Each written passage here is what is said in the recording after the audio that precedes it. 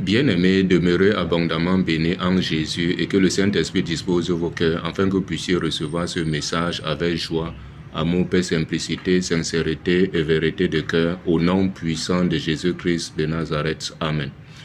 Bien-aimés, je vais vous parler d'une doctrine qui est répandue là-dehors qui consiste à pousser les uns et les autres à ne pas s'engager dans la foi sur le fallacieux prétexte qu'ils peuvent rester chez eux et prier Dieu et faire les bonnes œuvres parce que la foi, c'est dans le cœur et qu'ils ne se réunissent nulle part. Et ceux-là ont l'habitude de dire à ceux qui se réunissent dans les différentes assemblées que vous allez dans les églises. Jésus n'est pas dans les églises, mais Jésus est dans le cœur. La foi, c'est dans le cœur. Bien-aimés, est-ce qu'à la lumière de la parole de Dieu, c'est vrai? Ce que nous devons comprendre, c'est que la Bible dit à Éphésiens 3, verset 17, que Christ habite dans nos cœurs par la foi, étant enraciné et fondé dans l'amour. Bien-aimé, pour que Christ vienne habiter dans le cœur de quelqu'un par la foi, il faut que tu le reçoives et que tu crois en son nom. Comme Jean chapitre 1, verset 12 à 13 le dit.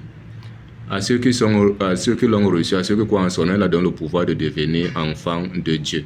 Donc il faut le recevoir et croire en son nom. Tu le reçois comment? Il a dit à Éphésiens, à Jean 1, verset 17, que la loi, Moïse a donné la loi et Jésus-Christ est venu avec la grâce et la vérité.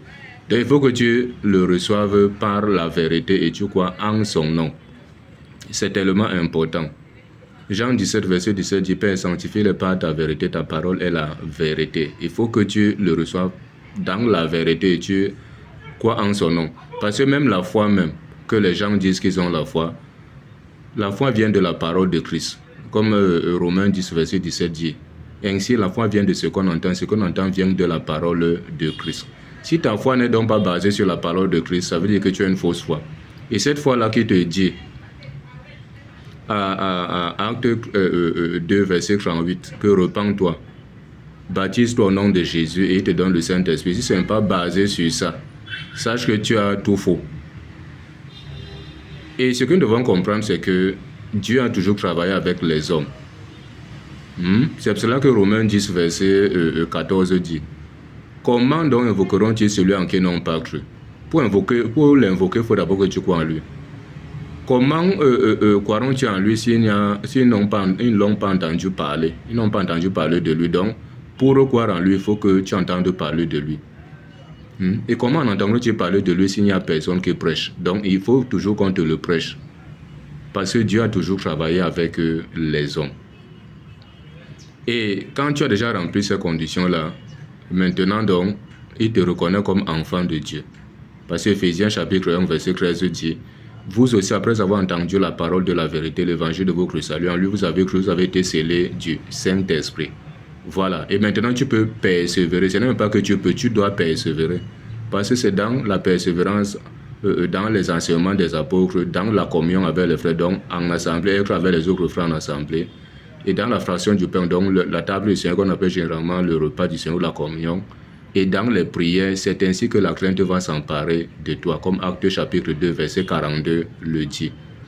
Il y a aussi Hébreux 10, verset 25.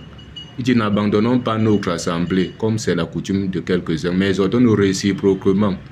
Donc tu ne dois pas abandonner la communion avec les frères. Tu dois toujours être avec les frères.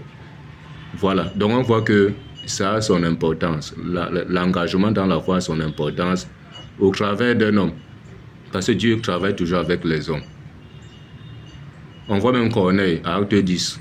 Lisez, si vous lisez tout Acte 10, vous allez comprendre. Corneille était un homme pieux, craignait Dieu, faisait beaucoup de monde au peuple.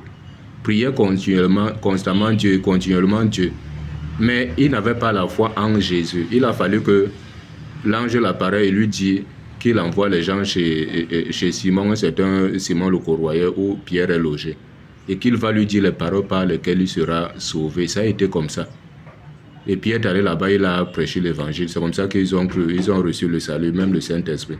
On voit aussi même à Acte 16, à partir du verset 16 jusqu'au verset 30 poussières là-bas. Le geôlier et toute sa famille, ils ont cru. Ils n'ont pas dit qu'ils vont rester chez eux parce que vous allez dans les églises et nous on ne parle pas, Jésus n'est pas dans l'église, non.